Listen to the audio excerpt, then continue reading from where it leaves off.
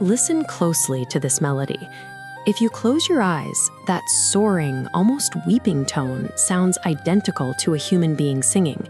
But that complex emotional sound doesn't come from vocal cords. It comes from an incredibly slender, deceptively simple instrument with exactly 2 strings.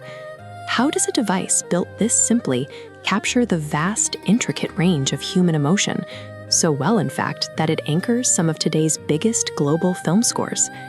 To understand the mechanics of that sound, we have to travel back over 1,000 years to the sweeping landscapes of ancient China. In these rugged environments, nomadic cultures utilized a rudimentary 2-stringed bowed instrument to pass the time and entertain their communities. Over centuries of use, that basic tool physically adapted, its anatomy tightened and refined specifically to maximize musical expression, resulting in the elegant shape we recognize today.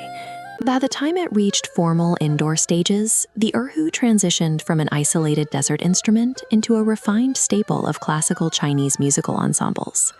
To understand exactly what gives the instrument its signature vocal quality, we need to step inside the craftsman's workshop.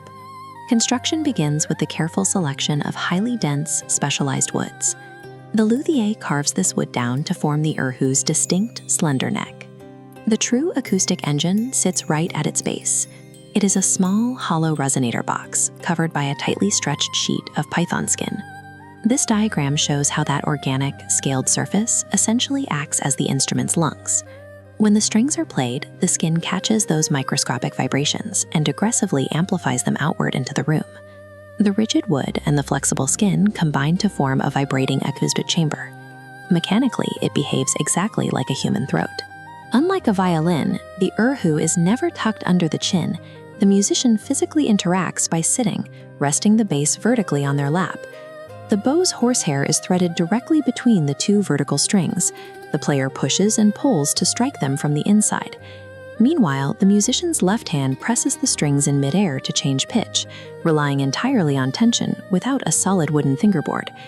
This floating technique allows the musician to glide their fingers continuously up and down the string, completely free from the interruption of rigid metal frets.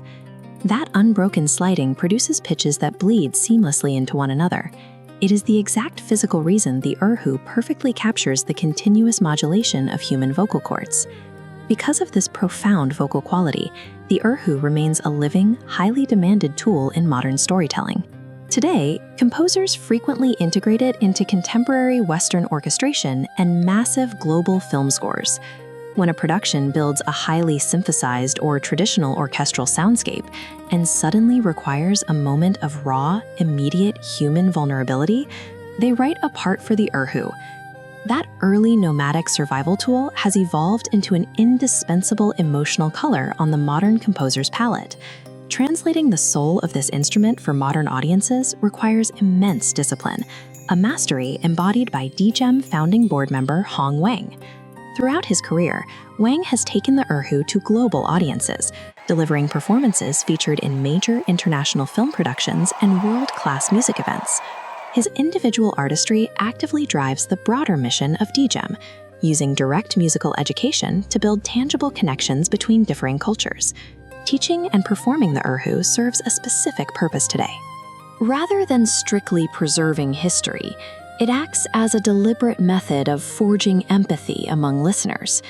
Through artists like Hong Wang, the erhu proves a powerful point.